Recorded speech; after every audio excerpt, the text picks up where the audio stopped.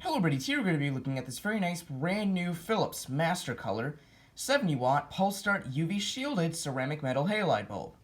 Now, this particular bulb was bought at a restore in Tempe, Arizona for I believe $4 or $5, which was actually very cheap for a metal halide bulb if I'm allowed to say that.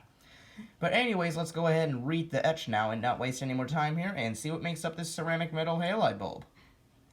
So I have to, once again, flip the bulb upside down so we can read it better. So of course we have our company name on the top, which is obviously Philips. And that's the current logo of Philips, which is actually quite nice. Under it we have our wattage, which is 70 watts. And the letter R tells me that this lamp will emit ultraviolet radiation if it breaks. And then of course it says E-light right there. I don't know what that means, but I believe this bulb is compatible with electronic ballasts along with electromagnetic coiled ballasts. So that's pretty nice. And then of course our ballast type, which is the C98, and it's open rated, so as you can see, because there's a shield around it. And it's also compatible with the M98 as well. So C98 is the ballast type, and it's open rated because there is a shield. And under it we have our production, which is made in China. And then of course we have our manufacturing date of this bulb. I don't know what that means. The left bracket in the 4G. I don't know when this was manufactured. So if anybody knows, let me know in the comments. And then of course we have our mercury symbol telling me that this lamp contains mercury. And then of course our lamp description is on the bottom. The MHC telling me that this is a ceramic metal halide lamp. And the 70 tells me that that's the wattage. And then, of course, our operating position of the R tube is universal, according to the letter U. And then the MP telling me that it is a protected ceramic metal halide lamp. And then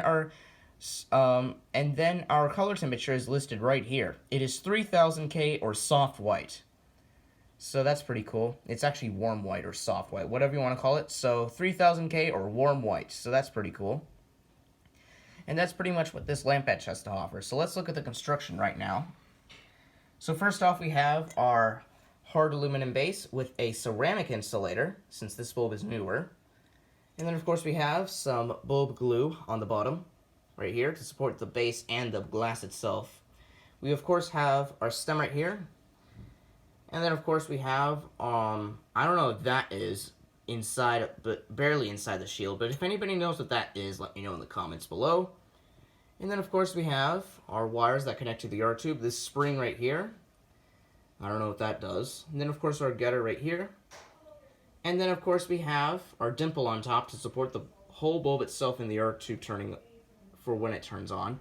And then, of course, our shield and our R tube is right here. And as you can see, there are two straps supporting the shield. Look how thick that shield is, though. That is really thick. It's because ceramic metal halide bulbs have a bigger explosion radius than quartz metal halide lamps. So that's why the shield is thicker. And that's pretty cool. And plus it's UV shielded, which is quite nice. It kind of reminds me of UV shielded metal halide bulbs made by Venture Lighting. So Venture Lighting does a great job with their protected pulse start metal halide lamps. So credit to Venture Lighting and Philips. So that's pretty cool. So anyways, I believe I have no other thing to say out loud for the construction, so now let's move on to the specifications about this lamp, and then I'll turn it on. So this particular ceramic metal halide bulb here produces nearly 6,000 lumens, but it produces 5,900, which is actually quite bright. And the average lifetime on this bulb is 12,000 hours, so that's a really long time, if I'm allowed to say that. It's equivalent to 1,000 watt metal halide lamps. And I'm trying to think of some other things to say. The color temperature is 3000 K or warm white, according to the etch on the bulb. And the CRI of this bulb is 80, so it's a little worse than the last video that I made. So, I do believe I don't have anything else to say in mind. So I'm just going to put the rest of the specifications in the description below this video, and you can see for yourself. So now I'm going to go ahead and give this lamp a test, and we'll let it start up. Hopefully there won't be any issues with the R tube turning on, because I am actually using a 100 watt M90 metal halide ballast. So I'm overloading the lamp by 30 watts. So hopefully there won't be any issues with the lamp turning on. Hopefully we don't have an explosion hazard when the lamp's at full brightness, because this arc tube here is under pressure. So I'm going to go ahead and screw it in. Here we go. I'm going to go ahead and put that like that. So now I'm going to go ahead and set the camera right here on the ballast so you can get a good view of this lamp turning on. So I'm going to go ahead and get my welding helmet on since this bulb is really bright. Even though it produces 5900, I still think it's quite bright. So I got it on. So now, enough me talking. Let's go ahead and turn on this brand new Philips ceramic metal halide UV shielded bulb. Here we go.